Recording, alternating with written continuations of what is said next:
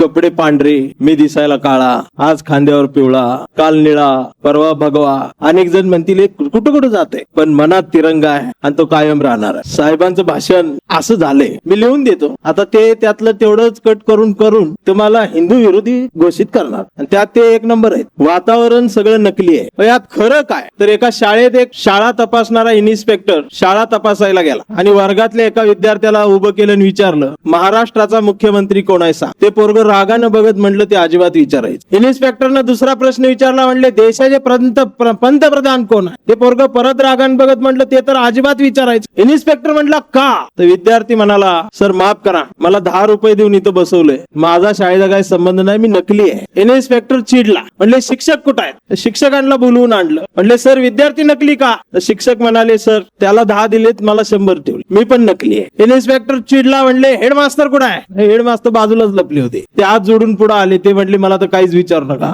त्याला 10 दिले, त्याला 100 दिले, माझं पद मोठं आहे, मला 500 ठेवलंय, मी आज पहिल्यांदा शाळा बघितली, मी यांच्यापेक्षा जास्त नकली आहे. इन्स्पेक्टर म्हटला इथं सगळं नकली सुरू आहे, तुम्हाला दंड भरावा लागेल. हेडमास्टर म्हणले त्याची तयारी करून ठेवलेली आहे, किती द्यायचं तेवढं सांगा. हेडमास्टर म्हणले 50,000 रुपये दंड होईल, पण पावती मिळणार नाही. हेडमास्टरनं 50,000 रुपये काढले, हातात दिले. इन्स्पेक्टरनं पैसे मोजले, खिशात ठेवले. इन्स्पेक्टर हसत म्हणला, बरं झालं मी होतो म्हणून 50,000 ऐकलं, खरोखरच आला असता तर गणित 5 लाखाच्या वर गेला असतं, मी पण नकलीच आहे.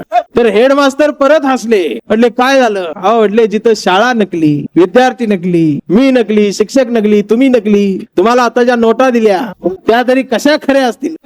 या नकली चाललेल्या आजच्या वातावरणात या देशात खरं काय असेल तर ते या देशाचं संविधान, आणि संविधानाच्या चौकटीत बसून जी मागणी हा ओबीसी समाज करतोय ती त्यांनी पूर्ण केली. पण सध्या आम्ही सगळे कट्टर आहोत. हे इतके कट्टर झालोय की माझी सुद्धा सर मी 10 वर्ष जात लपवून ठेवली हो, पण यांनी हुडकून काढली तरी मी झाकून ठेवतोच, कारण मी सीझन नुसार जात बदल. ज्या महापुरुषाची जयंती येईल मी त्या जातीच. या महिन्यात मी मातंग आहे, अण्णाभाऊंची जयंती सुरू आहे. समोरच्यांनीच वाटून घेतल्यावर मी काय करू. कधी कधी वाटतं की नेमकं काय सुरू आहे. आज तुमची मागणी आहे, आज दुसऱ्या समाजाची मागणी आहे, इतर समाजांच्या अनेक मागण्या आहेत. या सगळ्यांच्या मागण्या बघून या मागणीचा अंत आहे की नाही. येणाऱ्या नव्या पिढीला आम्ही कुठला देश देणार आहोत. एक कवी म्हणून मी या गोष्टीकडे फार काळजीने बघ. जग बदलाची भाषा बोलायला लागलेला आहे, जग 5Gच्या पुढची भाषा बोलायला लागलेला आहे, आणि या भाषा बदलणाऱ्या नव्या भाषेच्या जगात माझा देश कुठं आहे, माझा तरुण कुठं आहे, माझा ओबीसी SC ST कुठं आहे, हा प्रश्न मला पडतो. म्हणून आता सर्वांनीच, अगदी राजकीय लोकांनी, समाजकारणी लोकांनी आणि पब्लिकनं सुद्धा,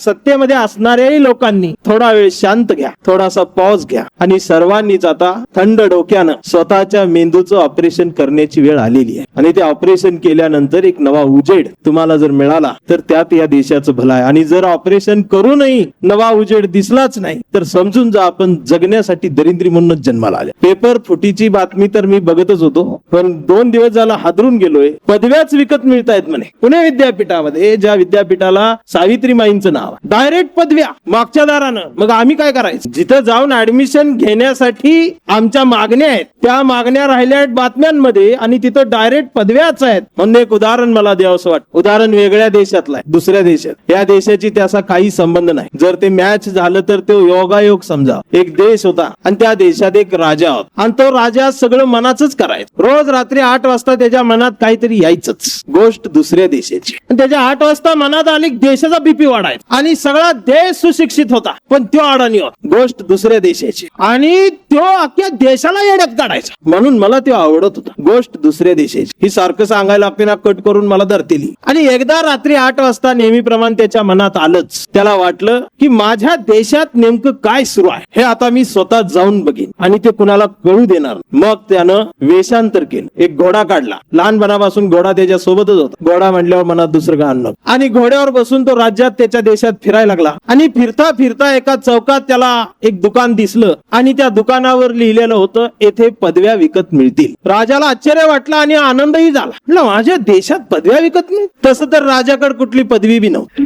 त्यालाही पदवी पाहिजेच. गोष्ट दुसऱ्या देशात. राजा दुकानाजवळ गेला, घोडा थांबवला. राजानं घोडा बाजूला उभा केला, घोड्यावरून उतरला. राजा खिडकीत आला. खिडकीत ती व्यक्ती बसली होती, दुकानदार. राजाने विचारलं, पदव्या विकत मिळतायत, खरं आहे का? तर व्यक्तीनं डायरेक्ट ते चार्टच पुढे ठेवला, मेनू कार्ड. त्यावर लिहिलं होतं SSC 10,000 रुपये, HSC 20,000 रुपये, BA 30,000 रुपये, MA 40,000 रुपये आणि सगळ्या पदव्या विकत घेतल्या तर PhD फ्री मिळेल.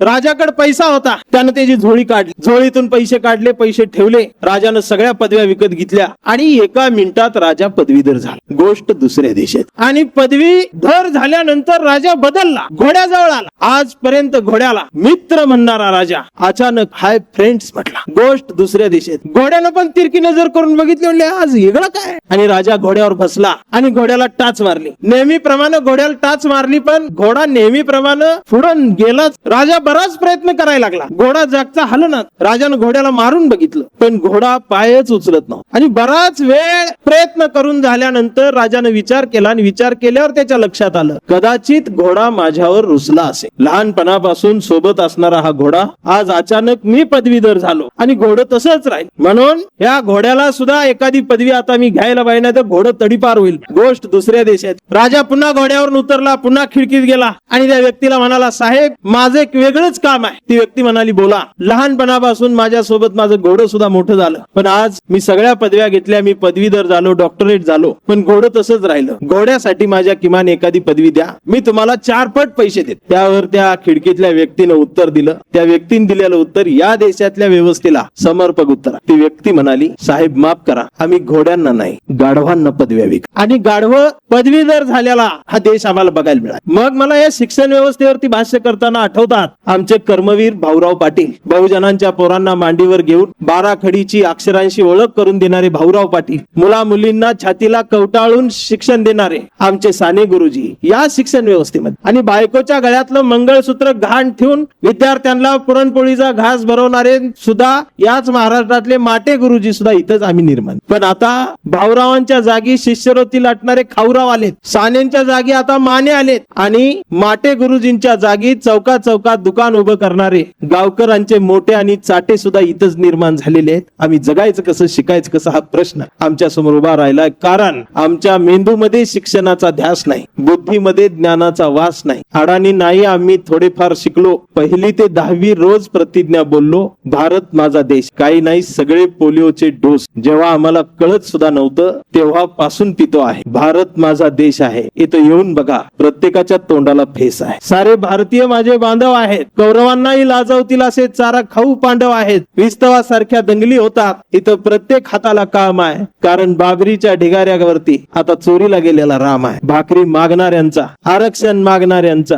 जनगणना मागणाऱ्यांचा, ओबीसींचा हा देश एकाकी पडत चाललाय. आणि जगाच्या नकाशात हा खरा देश रडत चालला. हा देश हसवायचा असेल तर तुम्हाला मनगट आवळली. हा देश पुन्हा फुलवायचा असेल तर तुम्हाला एकत्रित यावं लागेल. पक्षाच्या पलीकडे जाऊन, जाती धर्माच्या पलीकडे जाऊन, रंगांच्या पलीकडे जाऊन तिरंग्याकडे आता आमच्या नजरा वळल्या पाहिजेत. अरे हा देश आहे आणि या देशाची व्याख्या आम्ही बदलून टाकली आहे. 20 वर्षानंतर आम्हीच कसे सत्तेत राहू हा विचार या देशाला पोखरू पाहणार आहे. 20 वर्षानंतर माझ्या देशातला तरुण, आज असलेला झेन झी, उद्याची येणारी झेन अल्फा, ही जगाच्या भविष्यामध्ये आम्ही कुठं असणार आहोत असा विचार करणारी सत्ताधाऱ्यांची, विरोधकांची मिटिंगच देश स्वातंत्र्य झाल्यापासून इथं बसली नाही. ही खंत आहे. आणि म्हणून अशी तरुण पोरं आमच्या उमेदवारांसारखी काहीतरी करू पाहत. यात पण निगेटिव्ह पणा लय असतो आमच्यात SC OBC मध्ये. कोण म्हणतोच कशाला मंडल यात्रा काढली आणि कशाला एवढे जिल्हे पाहिजे, कशाला तिथं भाषण ठेवले आणि हे काय होणार आहे का, आणि तसं काय होणार आहे का. कायम निगेटिव्ह असली जास्त आहेत. माझा एक मित्र असाच होता, कायम निगेटिव्ह. कविता उभीच का लिहिली, आडवी का नाही लिहिली, बेंत सरळच का बांधली, तिरकी का नाही बांधली, कायम आडवं लावाय. आणि नेमकं त्याचं नाव विकास आणि नावाला साजेल असं तो वागायचं. विकास कायम आडवा यायचं. एक दिवस विकास माझ्याकडे आला आणि मला म्हणाला, मला लग्न करायचं आहे, माझ्यासोबत मुलगी बघायला चल. मी म्हटलं मला वेळ नाही, तुझं तू जा. तर तो मला म्हणाला, तू सोबत चल. म्हटलं मीच का? तर म्हटला, तू सोबत असलास की मला पसंत करतील म्हटला. म्हणून मग मी त्याच्या सोबत गेलो. मित्र वनव्यामध्ये गारव्यासारखं, पण इथं गारव्यामध्ये मी वनव्यास. तर मुलगी इकडे विदर्भामध्ये होती, यवतमाळ जिल्ह्यात. आम्ही महाराष्ट्र एक्सप्रेसनं आलो, विदर्भ सुरू झाला, ते खिडकीत बसलो आणि सगळा इकडे विदर्भातला कापूस त्याला दिसायला लागला, रानातला. आम्ही आजपर्यंत पश्चिम महाराष्ट्रात ऊसच बघितलेला. अचानक डोळ्यासमोरून हिरवं गेलं आणि पांढरं सुरू झालं. आणि एवढा कापूस बघितल्यानंतर विकासच्या डोक्यात प्रश्न आला. त्यानं मला विचारलं, एवढ्या कापसाचं काय करायचं? मी म्हंटल, आपल्याला काय करायचं? तू चल. पण ते खिडकीत बघायचा, कापूस दिसायचा आणि मला जोरात विचारायचं, एवढ्या कापसाचं काय करायचं? मी खिडकीच बंद करून आणि विकासाला दिसायचं बंद झालं. मग आम्ही मुलीच्या घरी आलो तर मुलीचे वडीलही शेतकरी होते. त्यांनी दारात सगळा रानातला कापूस आणून दारातच ठेवला. दारात एवढा कापूस बघितल्यावर परत याच्या डोक्यात प्रश्न आला. त्यानं मला विचारलंच, एवढ्या कापसाच काय करायचं? अरे म्हटलं, तुला काय करायचं? आपण मुलगी बघायला आलोय, मुलगी बघू चल. आम्ही मुलगी बघायला बसलो. मुलगी समोर बसली आणि मुलीच्या चुलत्यानं आम्हाला सांगितलं, म्हणजे मुलीला काही विचारायचं असेल तर विचार. तर यानं बाहेर दारातून वाकून बघितलं आणि मुलीकडे हात करत बघत म्हटला, ते जाऊ दे, एवढ्या कापसाच काय करायचं ते आधी सांगा म्हटला. मला हे डोकावट झाले. मग त्यांच्या लक्षात आलं याची रेंज गेली. आम्हाला हाकलून दिलं.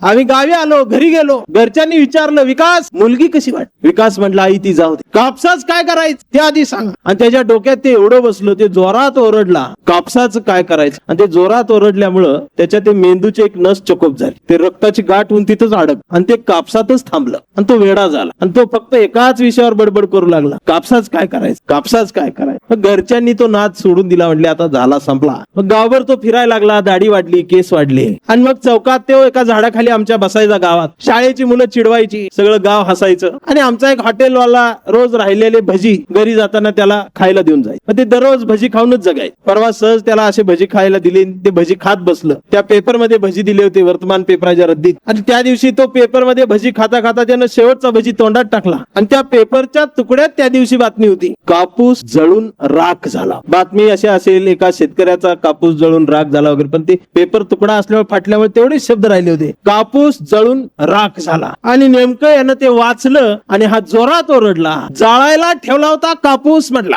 आणि जोरात ओरडल्यामुळं ती जी नस चकोप झाली होती ती गाठ सुटली आणि रक्तप्रवाह व्यवस्थित झाला आणि तो शहाणा झाला. आता जर कोणाला वाटत असेल की ही यात्रा कशाला, या मागण्या कशाला, या सभा कशाला, ही आंदोलन कशाला, ही व्याख्यान कशाला, तर त्या निगेटिव्ह वृत्तीला माझं सांगणं आहे, तुला जाळायचं आहे, तू बस. समाजाला याची गरज आहे. आपली त्यामध्ये 1 फुटाची जागा व्यापणं ही सुद्धा मेन कर्तव्य असतं. आणि 1 फुटाची जागा प्रत्येकानं व्यापल्यानंतर झुरळ काय करतात हे जंतर मंतरनं या देशाला दाखवून दिलेलं आहे. म्हणून आता जरा थोडस थांबा आणि बघा या देशात काय सुरू आहे. मगाशी साहेबांनी फार महत्वाचा मुद्दा मांड, बागेश्वर बाबा. मला गंमतच वाटते, हल्लीचे संत रील कसे काय बनवतात, रील बनवतात आणि 8 दिवस ते प्रवचन चालू असतं. प्रवचनाचा विषय असतो, आई वडिलांना सांभाळा. आणि या एका विषयावर ते 8 दिवस बोलत असत. ते बोलणार बी रडत असतं आणि ऐकणारी बी रडत असत आणि कॅमेरे फक्त डोळे टिप. आम्ही संत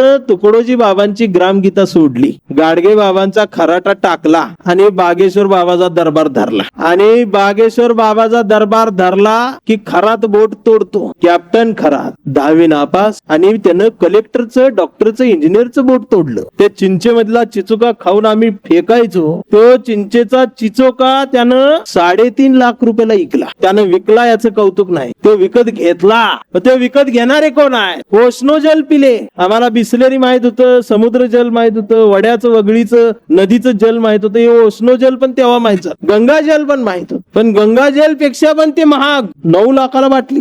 ते यांनी घेतलं. त्याच्याकडे कोण गेले? इंजिनियर, डॉक्टर, वकील, कलेक्टर, तहसीलदार, न्यायाधीश. गवंडी, सुतार, पेंटर, शेतकरी नाही गेला. तो का नाही गेला? कारण त्याचं आपलं बरं चाललंय. बिरोबा, खंडोबा, ज्योतिबा, मसोबा, ही आमचं बरं आहे हो. एक लिंबू टाकला, काम झालं. उभं कुणा बाबा कॅप्टन खरात नाही का? कशा जोडून तिकडे हायपाय तुम्हाला पाहिजे, देव हायपाय पाहिजे. गाव गाड्यावरचा रामकृष्ण हरी मधला राम आमचा आहे, कृष्ण आमचा आहे, हरी आमचा आहे. ही सोडलं आणि धरला बागेश. ती सगळ्या सीसीटीव्हीत कैद असते. तुम्ही चाललाय कुठं आणि तुम्हाला ओढतय कोण हे तरी लक्षात घ्या. मग शिकला कशासाठी? आज सगळा हा आम्ही जो करून ठेवलेला बट्या बोळ आहे आमचा. कुठल्या बोळातून आम्हाला घेऊन कुठं नेऊन सोडून येईल सांगता येणार. ह्याच्यात काय कुठल्या राजकीय पक्षावरती माझी टीका नाही किंवा कुठल्या एका धर्मावरती टीका नाही. आता हे बघितल्यावर काय अंधभक्त मला खाली शिव्या दे, हिंदू विरोधी, धर्म विरोधी, आमचाच धर्म दिसतोय. हे अरे धर्म वाचवतोय मी, बुडवतोयस तू आणि विरोधी आम्ही. या सगळ्या ह्याच्यातून आम्ही पुढे जातोय. या नव्या पिढीला आम्ही काय द्यायला लागलोय आज? कट्टर छत्रपती शिवराय आमचेच, बाबासाहेब आमचेच, अण्णाभाऊ आमचेच.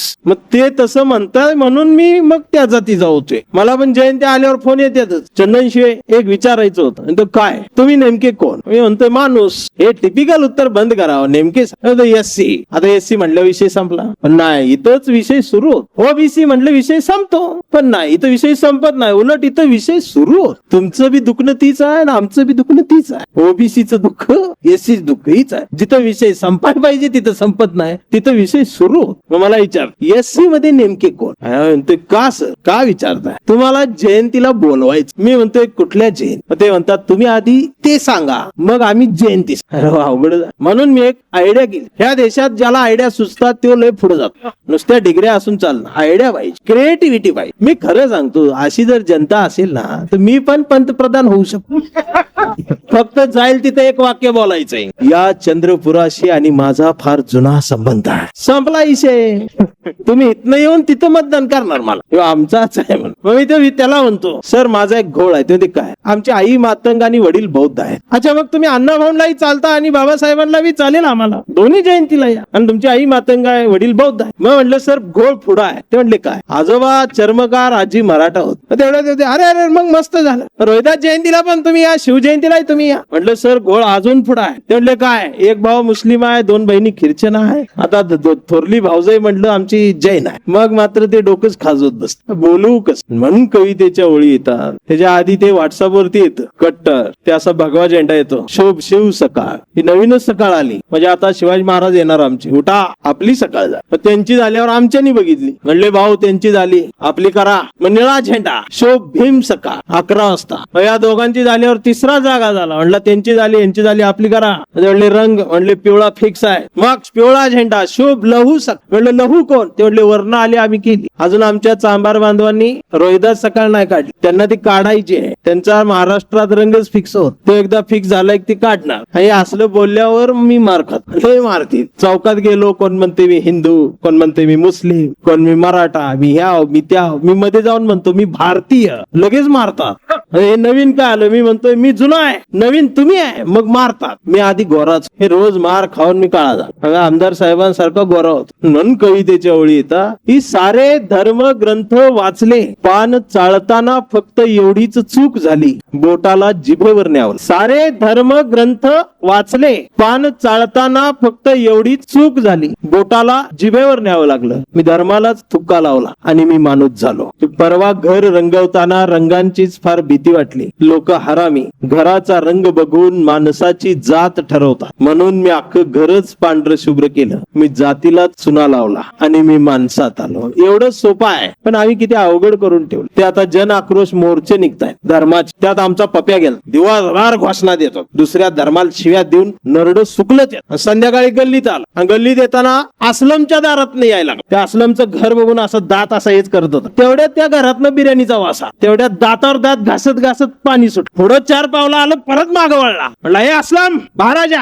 अस्लम बी बाहेर आला. अस्लमनं बघितलं, म्हणलं हे दिनभर उधर अभी बिर्याणी का सुगंध देखी इधर रुका है. लगे अस्लम बोलला बिर्याणी खाएगा क्या? पप्या म्हटला खाएगा ना. पप्याला बसवला. अस्लमनं वाढलं. बरोबर अस्लमनं वाढताना मुद्दाम 4 नळ्या सोड, मोठे मोठे मस्त पीस बघून टाकले बिर्याणी. पप्याने एक नळी उचल तोंडात टाकली, आतलं वडलं, लागली समाधी. डोळे झाकले आणि घास चावत म्हटला सर्व धर्म समभावच. म्हटला काय चालत नाही. अरे हो भारत आहे ओरिजिनल. हो माकडं उड्या मार. आता उद्या मला मारते दिस बघा. या त्यांचं अख्खं साहित्य संमेलन संपवलं एका वाक्यात. गाव गाड्यावर जावापर्यंत हा पप्या आहे आमचा, जोपर्यंत अस्लम आहे तोपर्यंत तुम्ही काही करा, इथं काय होणार नाही. अरे हे कशाला भांडणं? ही आधी ह्यांच्यात भांडणं लागली नाही म्हणून उपवर्गी करून आमच्यात भांडणं. इकडची नेते म्हणतात जी आर निघणार. ती मलाच माहित आहे, 4-5 खून झाल्याशिवाय जी आर निघतच नसतो कुठला. आणि हे असलं बोलले. आता तुम्हाला कळलं ना मी का मार खातोय? हे असं बोलतो. आणि महाराष्ट्रामध्ये सध्या अख्ख्या राजकारणात या सरकारला डायरेक्ट उराव घेणारा एकमेव नेता म्हणजे वडेट्टीवार साहेब आहे. काय अजिबात मागं पुढे बघत. आणि दुसरा साहित्य क्षेत्रात मी आहे, म्हणून त्यांचा मी फॅन आहे. आणि आमच्या सारख्याला जात धर्म नसतोच, आम्ही फक्त भारतीय असतो. आणि मला दिसतंय आता वातावरण लवकरच ते आहेत रिंगणात सत्तेच्या. पण माझा प्रॉब्लेम असा आहे की जे सत्तेत जातात त्यांना मी नकोसा असतो आणि मी साहित्यिक म्हणून कायम सत्तेच्या विरोधातच राहणारा माणूस. त्यामुळं जोपर्यंत तुम्ही सत्तेत जात नाही तोपर्यंत मी तुमच्या सोबत. तुम्ही एकदा सत्तेत गेले की मी तुमच्या विरोधात. पण तुमच्यासारखी माणसं सत्तेत पाहिजेत. आणि आता जे सत्तेत आहेत ते विरोधी पक्षात बघायलाही मला जास्त आनंद होईल. ते पण तिथं पाहिजे. या आदला बदल्या झाल्या पाहिजेत. पण माझी विनंती राहील, तुम्ही आता तिथं जाल, लवकर जाणार. कारण मी महाराष्ट्र फिरतोय, एसटीन फिरतोय, कधी गाडीन फिरतोय, कधी टू व्हीलर वर बी फिरतो. त्यामुळं मराठी माणसाच्या, विदर्भाच्या, खानदेशाच्या, कोकणाच्या, पश्चिम महाराष्ट्राच्या, मुंबई पुण्याच्या, शहराच्या प्रत्येक कष्टकऱ्यांच्या, शेतकऱ्यांच्या मनात सध्या काय चाललंय मला माहिती आहे. घोळ मशनीत आहे. ही मनाच्या मशनीत फिट निकाल आहे. मशनीतला निकाल आहे. पण लवकरात लवकर तुम्ही तिथं आहात जिथं तुम्हाला असायला पाहिजे. तिथं आमची विनंती एवढी आहे, जी तुम्ही तुमच्या सोबत संघर्षाच्या काळात नाही राहिले, तिकडे गेले, ते वारं बदलले की इकडे येतात. आणि मग या तरुण नेत्यांचं आमच्या अवघड होतं. म्हणजे सरकार कुठलंही असो, मंत्री हो हायच नांदेडचं, कुणी असो, पण साहेब आहेतच. आता नाही पाहिजे. आता या नव्या पोरांना आता तुम्ही राजकारणामध्ये संधी द्या. कारण साहेब मी खरं सांगतो, ओबीसीचा महाराष्ट्रामध्ये तरुण राजकारणातला चेहरा अजून आम्ही तयार केलेला नाही. कोण आहे तुम्ही? आम्ही नसणार आहोत. 20-25 हे आम्ही मान्य केलं पाहिजे. काळाच्या पटलावर आपण निघून जाणार. आपला पणजोबा होता, त्या पणजोबाचा इतिहास आपण सांगतोय. पण आपण सुद्धा कधीतरी कोणाच्या तरी पणजोबा म्हणून फोटोत जाणार आहोत. हे आपण सर्वांनी मान्य करा. आज मिळालेलं भोगणं आणि हातून गेलेलं हिसकावून घेणं एवढंच राजकारण नसावं. म्हणून तुकडोजी बाबांची ग्रामगीता घेऊन राजकारण्यांनी राजकारण करावं आणि गाडगे बाबाचा खराटा घेऊन समाजकारण्यांनी समाजकारण करावं. महाराष्ट्र स्वच्छ झाल्याशिवाय राहणार नाही. आणि बोलणाऱ्यानं तुकोबांच्या मांडीवर बसून बोलावं, ऐकणाऱ्यांनी रायगडाच्या पायरीवर बसून ऐकावं. आणि रायगडाच्या पायरीवर बसून ऐकलं तरच सावित्रीनं फळ्यावर गिरवलेल्या अक्षरांचा अर्थ कळत असतो आणि तेव्हा चवदार तळ्यातल्या पाण्याची चव समजून येत असते.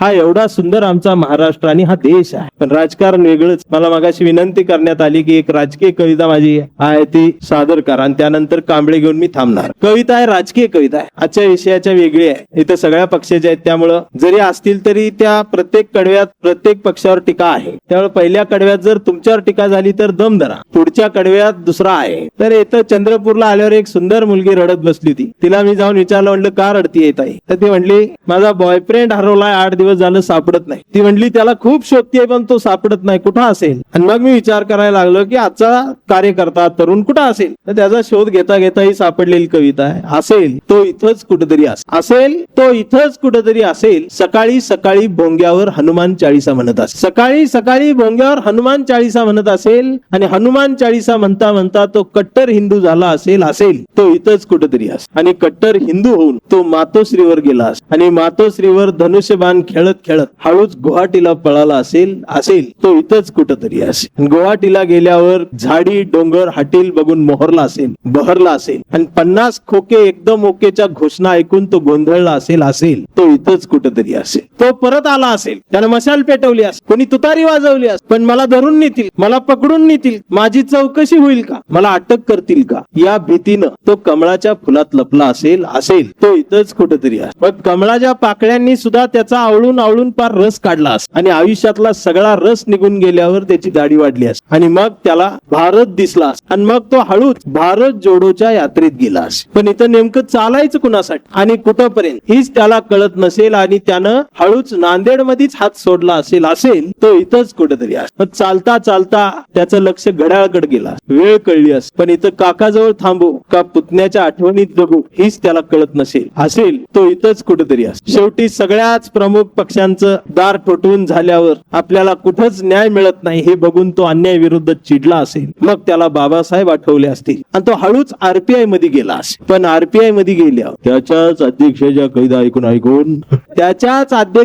कविता ऐकून त्याला वंचित झाल्यासारखं वाटलं असेल. असेल तो इथंच कुठेतरी आहे. त्या मुलीला म्हटलं आमचा मंडल आयोगचा म्हटलं यात्रेचा आज समारोप आहे, इंदिरा गांधी हॉलला तो आला असेल, कोपऱ्यात कुठेतरी बसला असेल आणि म्हटलं वडट्टीवार साहेबाचं भाषण ऐकून तो पक्का माणूस आणि ओबीसी बनला असेल. मग त्याला इथं हरवत देऊ नका. पब्लिक बघून काळ बघून माझ्या कवितेत बदल होत असतो. आणि माझं पण दुकान आहे, माणसं कुणी काही विकतात, लोक देश विकतात. मी माझे 4 शब्द विकले तर बिघडलं कुठं? त्याच्यावर अजून खाली आमच्या साहित्यांमध्ये समीक्षक माझ्यावर टीका कर, या कवीची विचारधारा ठाम नाही, एका ठिकाणी रमत नाही. मला मान्य आहे माझी विचारधारा ठाम नाही, पण मला जे दिसतंय त्याला काय गरजेचं आहे मला कळतंय. मुळात हा भारतच कुठंच एकावरती ठाम नाही. आणि हा भारत विविधतेने नटलेल्या परंपरांचा देश आहे. त्यामुळे जी जास्त नटलेली परंपरा असेल मी तसा नटणार. हा भारत आहे. उगाच आम्हाला एका ह्याच्यात अडकून ठेवू नका. मी जयंतीत बी आहे, मी गणपतीत बी आहे, मी नवरात्री मध्ये बी आहे, मी दिवाळी पहाटला बी आहे. त्यामुळे कुणीतरी म्हणतं हे आमचं होतं गेलं किड. आम्ही कुणाचंच नाही. मी फक्त माझ्या बायकोचा, माझ्या पोरांचा, राहिलो तर गावकीचा भावकीचा, असं माझं बरं चाललंय साहेब. आज सांगून धंदा केल्यावर बरा. लोक तुम्हाला दाखवतात एक, करतात एक, असलं तर मी नाही करत. आता बरेच जण म्हणतील याला वापरून फेकून दे. मग मला ज्यांनी वापरायचं त्यांनी वापरा. माझा वापर करून घ्या. मी त्यासाठीच बसलो. पण मी कुठेही गेलो, बाटली कुणाची असो, औषध माझं असणार आहे आणि मी ती बरोबर पाजणार. आणि औषध कुठलं आहे? औषध भारतीय. औषध शिव शाहू फुले आंबेडकरांच्या विचारात. आणि ह्याच्यात कधी केमिकल मिक्स होत नाही. ते ओरिजिनल आहे. आम्ही जे दररोज खातोय ते आता आम्हाला कळलं ते बी डुप्लिकेट आहे. त्याच्यात इथेनॉल मिक्स होत नाही. ते प्युअर आहे. आणि हा देशच त्यांचा आहे. तुम्ही घेऊन चाललाय कुठं? वेगवेगळं नवीनच बाबा रोजीत. मंदिरात चोरी झाली तर आम्ही बोलायचं नाही. मध्ये मी काहीतरी बोललो तर मला 10 जणांनी फोन, तुमचा काय संबंध? मग शबरी आमची येणार आहे. ज्या वयात यायला पाहिजे होत्या चिठ्ठ्या त्या वयात आल्या नाहीत. म्हणून मी या विद्रोही कविता लिहायला लागलो. चिठ्ठ्या आल्या असत्या तर प्रेम कविता लिहिल्या असत्या. मित्रांनो, काळ भयंकर आहे. म्हणून थांबा, थोडासा विचार करा आणि थंड डोक्यानं सगळ्यांनीच आता स्वतःच्या मेंदूचं ऑपरेशन. आपल्याला वाटतंय आपली मुलं डॉक्टर होतील? 2-2 एकर रान गहाण ठेवून आमचे पालक पाठवतायत. साहेब, तुमच्या GR मधलं आरक्षण कुठंच कामाला येत नाही. मी बघतोय. आणि तिथं गेल्यानंतर 40 लाख रुपये भरलेली बॅच वेगळीच आहे. पेपरच्या 1 दिवस आधी त्यांना डायरेक्ट प्रश्नपत्रिका मिळते आणि आम्हाला पेपर देताना कळतं पेपर फुटलाय. पेपर दरवर्षी फुटतच होता. आम्हाला या वर्षी कळलं, कारण या वर्षी तो नीट फुटला नाही. दरवर्षी तो नीट फुटत होता. या वर्षी त्याला नीट फोडता आला नाही. आता भीती वाटते आमच्या आई वडिलांना, ताप आल्यावर दवाखान्यात जाऊ की नको. तो डॉक्टर तिथला आहे, फुटीतला. तुम्ही बघा, विचार करा. आधी पेशंट आजारी पडलं की अँब्युलन्स घरी यायची आणि त्याला घेऊन जायची वाजवत. मग त्याच्यावर उपचार व्हायचे. 4 दिवस उपचार झाल्यानंतर पेशंट बरं व्हायचं आणि मग चालत पेशंट घरी यायचं. मग सगळे मित्र परिवार मंडळी त्याला पार्ले घेऊन जाईल भेटायला. आता पेशंट चालत जातं आणि अँब्युलन्स सोडायला येत. जाताना ते बोलत जातं, येताना गपचूप आणतात त्याला नाकात कापूस घालून. हे बघा तुम्ही. ते डॉक्टर पण असा हँड ग्लोव्ह काढतच ऑपरेशन थिएटर मधनं बाहेर येतोय. असा हात पुढे करून थांबतोय. सगळे नातेवाईक हाताकडे बघ. आणि डॉक्टर म्हणतो शेवटी माझ्या हातात काय आहे? नातेवाईक म्हणतात मग कुणाच्या हातात? डॉक्टर वर हात करून दाखवतो, तो देवाच्या हात. वर त्यानं सगळ्या देवाच फोटो लावलेला असतो. नातेवाईक वर बघते, हो आपला देव. तर खालनं डॉक्टर बिल हातात ठेवतो असं म्हणतो, बिल भरा आणि बॉडी घेऊन जा. पण नातेवाईकाच्या जवळचं कोणतरी असतंय, तो येतोय मुलगा नाही तर मुलगी. ती म्हणते बॉडी? ते म्हणते हा बॉडी. पप्पा गेले. अहो रात्री तर जेवले, फोनवर बोलले, असे कसे काय गेले? मग डॉक्टर म्हणतात त्यानं बोलवल्यावर कोण थांबवलं? त्याचा विषय काढल्यावर सगळंच. तेवढ्यात ती मुलगी जोरात रडायला बघते. तेवढ्यात कंपाऊंडर येऊन म्हण, इथं रडू नका, लांब जाऊन रडा, दुसरं गॅसवर आहे. त्याचं बिल भरायचं भाग. अहो या वातावरणात जगायलोय साहेब. आमच्या जगणे हमीच नाही. आम्ही कोण आहोत? आम्ही खातोय काय? ती सुद्धा डुप्लिकेट. मिसळतय कोण? भेसळ करतय कोण? अहो 20 वर्षांना आयुष्य कमी व्हायले आमचं. आरक्षणात नोकरीला लागतोय पोरगा वयाच्या 40व्या वर्षी आणि पहिल्या पगाराला शुगरच्या आणि बीपीच्या गोळ्या. नोकरी करावं, जगावं, काय करावं? तलवार गंजल्यावर लग्न. ज्या वयात रिटायर पाहिजे त्या वयात ही मुली बघत हिंडत्या. ही या देशाची परिस्थिती आहे. आणि असलं बोलल्यावर मारत्या. जाऊ दे म्हणून कविता घेतो. कांबळे. आता हा कांबळे सगळीकडे आहे. बरेच जण म्हणतात आमचा कांबळे तिकडे का नेला? कांबळे तुमचा नव्हताच. कांबळे एका जातीचा नाही. एखाद्या उच्च वर्णीय घरातली एखादी मुलगी हुंडा विरोधात आवाज करत असेल, वंशाला दिवाच पाहिजे म्हणून तिचा जर छळ होत असताना ती वंशाला मी पंथीच जन्माला घालील म्हणून तिथं लढत असेल, तर ती सुद्धा माझ्या कवितेतली कांबळे. अमेरिकेतला तो बराक ओबामा सुद्धा माझ्या कवितेतला कांबळे. आणि या सभागृहात बसलेला प्रत्येक जण कांबळेच. आणि खरं सांगू का, पुरोगामीचाच हा देश आहे. मला एक जण कट्टर प्रतिगामी भेटला आणि ते मला सारखं चिडवत होत, हे पुरोगामी आहे, हे पुरोगामी आहे. मी आपला गपच होतो, हे पुरोगामी, मी आपला गपच. अर्धा तास ती दोघं चिडवायचे, हसायचे, मी गपच. मी म्हणले इकडे. ते म्हणले काय? म्हटलं तुम्हाला मुलगी आहे? ते म्हणले हो आहे. शिकते का? हा MBA करते. म्हटलं गैबान्या तूच कट्टर पुरोगामीस. मुलगी शिकवतोय म्हटल्यावर तू पुरोगामीस. ते 8 दिवस माझ्या डोकं खाजवत बघत. म्हणजे माझ्या लक्षात आले की ते बघताय तिथं आता कमेंट करत. म्हणजे ते असं खाऊनच कमेंट करत. एवढी ईडी कुठनं आली? शहाणपण आम्ही कुठं सोडलं? म्हणून हा कांबळे आज गरजे गरजेचं आहे की आमचा कांबळे लय हुशार, एक कधीच नाही रडला, नुसताच कणला. कांबळे शाळेत गेला, मास्तरनं फळ्यावर सरस्वती काढली, पण कांबळेनं पाठीवर सावित्री काढली. म्हणून चिडून मास्तरनं कांबळेला असा तुडवला, पण कांबळे बी हुशार, नाही रडला, नुसताच कणला. कांबळे वयात आला, विशीत आला, मिशीत आला, कांबळे गुलाबी झाला आणि गार्डन मध्ये बसल्यावर तिने विचारली त्याची जात. कांबळे म्हणला, वेडे मी माणूस, माणूस माझी जात, प्रेमात कसली आली जात. तिनं पण कोपऱ्यात नेऊन कांबळेला असा तुडवला, पण कांबळे बी हुशार, नाही रडला, नुसताच कणला. कांबळेचं लग्न ठरलं, घरचे म्हणाले मुहूर्त पहा. कांबळे म्हणला जमत नाही, महात्मा फुले वाचा. नातेवाईक म्हणले सत्यनारायण. कांबळे म्हणला पटत नाही, बाबासाहेब वाचा. मग भावकी म्हणली जागरण गोंधळ बोकड तरी का. कांबळे म्हणला चालतच, गाडगे बाबा वाचा, प्राणी मात्रांवर दया करा. मग घरच्यांनीच दार लावून कांबळेला बोकड शिजवून असा तुडवला, पण कांबळे बी हुशार, नाही रडला, नुसताच कणला. मग कांबळे चळवळीत आला. मग कांबळे म्हणला जनगणना करा, एवढ्या वर्ष का थांबवून ठेवल्या, आणि सगळ्यांनी एकत्रित या, जात सोडून ओबीसी म्हणून एकत्रित, एससी म्हणून एकत्रित, माणूस म्हणून एकत्रित. दिवसभर बोंबलत राहील. मग संध्याकाळी सगळे एकत्रित आले आणि एकत्रित येऊन कांबळेला असा तुडवला. मग याला कळलं ही तुडवायला एकत्रित आले, जोडायला नाही आले, तुडवायला आले. पण कांबळे नाही रड. आता उमेश दादा किती खळखळून हसला बघा.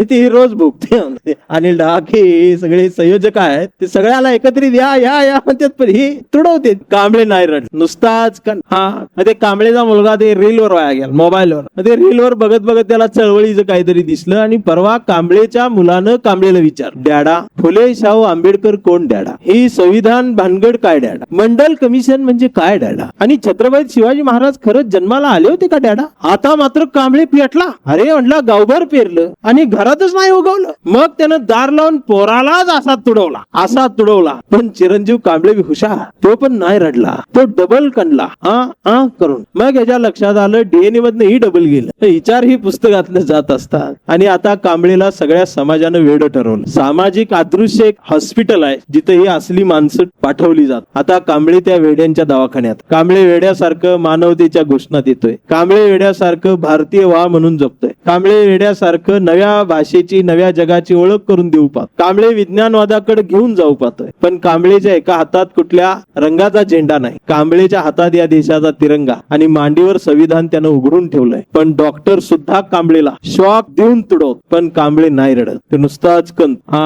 हा कांबळे जोपर्यंत जिवंत आहे तोपर्यंत भारतीय जिवंत. हा कांबळे जोपर्यंत जिवंत आहे तोपर्यंत आमचे शिव शाहू फुले आंबेडकर आणि हा पुरोगामी विचार या देशातला कुणी हलवू शकणार नाही. आणि संविधानाला कुणी जर हात लावायचा प्रयत्न केला तर तिथं पहिल्यांदा मी जाऊन फक्त तिथं मिसळीन त्यांनी, आणि मी मिसळल्यावर सगळाच अंधार ब्लॅक. कुठल्याही रंगात मी मिसळलं तर ते ब्लॅक होत, हे लक्षात ठेवा. मी डार्क आहे त्यामुळे गायब करून टाक. संविधानाला हात लावणाऱ्यांसाठी आहे. म्हणून जाता एवढंच म्हणीन, माझ्या बायकोने एक मला सांगितले, मला त्या सोशल मीडिया मधलं साहेब काही कळत नाही, बायकून सांगत असती रोज बोंबलत हिंडताय, शेवटला एवढं सांगत जावा. तिनं सांगितलंय तसं फेसबुक वरती माझं नितीन चंदनशिवे नावानं अधिकृत पेज आहे, युट्यूब वरती चॅनेल आहे, इंस्टाग्राम वर पण पेज. माझ्या बायकून सांगितले तसं ते लाईक करा, शेअर करा, कमेंट करा, फॉलो करा, सबस्क्राईब. ते माझं काय करायची करा, नाहीतर राहू दे, पण महात्मा फुलेंना सबस्क्राईब करा, छत्रपती शिवाजी महाराजांना फॉलो करा, बाबासाहेबांना कमेंट करा, नाहीतर खरात धरल. कधी कधी वाटतं साहेब खरात सुद्धा समाजात पाहिजे, तुमचं आमचं कोण ऐकत नाही, एवढं सांगून मी उद्या जाते तिथं, म्हणून खरात बरोबर पाहिजे आणि तो दरवर्षी गावला पाहिजे. हे असलं बोलल्यावर मार. म्हणून एवढ्या सुंदर आयोजकांनी केले. मी या आयोजकांचं मनापासून कौतुक करतो की सगळेच झोपलेले असतात असं वाटत असताना कोणीतरी जागा असतं, म्हणून अजून देश लोकशाहीच्या उंबरठ्यावर थांबलेला आहे. तो हुकुमशहांच्या हातात न जाऊ देता पुन्हा लोकशाहीच्या रिंगणात आणण्याचं काम आपल्या सर्वांना करावं लागेल. आणि म्हणून मी जाता एवढंच म्हणेन की आभारांचे भार कशाला, सत्कारांचे हार कशाला, मनात एक घरटं बांधूया या देशाच्या घरट्याला दार कशाला, झुळझुळत्या या कष्टकऱ्यांच्या झऱ्याला आपल्याही जगण्याचं पाणी देत राहूया, मिनमिन त्या या उजेडाच्या दिव्याला आपल्याही संघर्षाचा उजेड देत राहूया. आणि जोपर्यंत मंडल आयोग यात्रा आणि हा मोर्चा आणि हे आंदोलन तुमच्या आमच्या मनाला साथ घालत राहील त्याला आयुष्यभर कायम प्रतिसाद देत राहा. एवढं बोलून थांबतो. धन्यवाद. आभारी.